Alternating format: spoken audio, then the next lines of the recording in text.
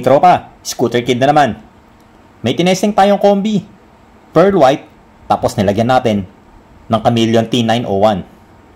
Maangas din, tropa. At yung Pearl White, apakaganda.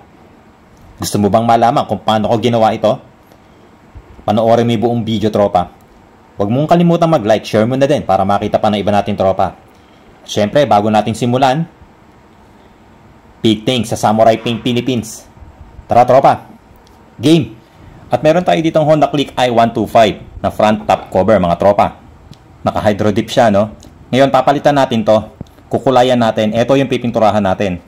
At syempre, ang una natin gagawin, lilihahin natin to. Wet sanding, mga tropa. Gamit natin number 800 na liha. Pagkatapos natin magliha, nilinis natin mabuti at saka pinatuyo. Ngayon, magbubuga tayo ng Surfacer UCH210. Ito yung primer gray, mga tropa, no? Pero syempre, pwede ka rin gumamit ng 2K04 na epoxy surfacer. Tapos, bubugahan naman natin to ng 2102 white. So, kailangan natin muna magbuga ng white, mga tropa, no? Yung ordinary white. Ito yung 2102 bago magbuga ng pearl white. O, dun sa mga nagtatanong, ha? Ito, mga tropa, ha? Yung mga gustong magkulay ng pearl white, kailangan mo muna magbuga ng white bago mo papatungan yan ng pearl white. Pinatuyo natin mabuti yung white at ngayon magbubuga na tayo ng pearl white. Ang code ng pearl white na ginagamit natin, mga tropa, H196. 2 to 3 codes, mga tropa, kung magbubuga kayo, no, para pantay na pantay yung kulay ng pearl white.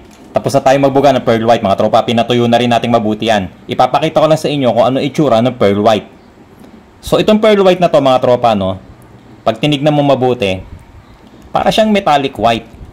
Dahil meron tong mga glitters na maliliit, pinong-pinong mga glitters na kumikinang-kinang. So tignan nyo mabuti. So ayan, o, ilalapit natin. Tignan nyo. Lalo pagka tinatamaan niya ng ilaw, kitang-kita at kumikinang yung mga pino na glitters niya. At ngayon, magbubuga na tayo ng Chameleon 3D paint. Ang gagamitin natin na code, itong T901, mga tropa. So, itong T901, ang kulay nito, ang lumalabas na kulay dito, red, purple, at blue. So, kung ilalagay mo yan sa black base, kitang-kita talaga yung kulay niya. Pero dito sa white base, minimal lang yung makikita. Pero hindi maiistorbo yung kulay na white na base. Pinatuyo natin mabuti yung Chameleon na inilagay natin, mga tropa. Ngayon, magta-top coat na tayo. Ang gamit natin, K1K na clear, mga tropa. So, ganun ulit, ano? Yung katulad ng ginagawa natin. 2 to 3 coats, tapos liha, wet sanding, tapos apply ng final coat. Alright, mga tropa. Tapos na itong project natin. So, tignan nyo naman ang angas nitong pearl white. Ipapakita ko lang sa inyo. Nakita nyo yung mga glitters na maliliit, di ba? Pinong-pino.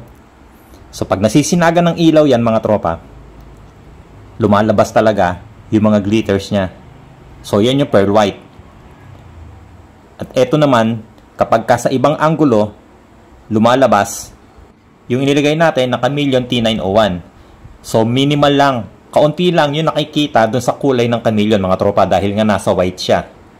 At hindi natabunan yung pearl white natin. Kitang-kita pa din.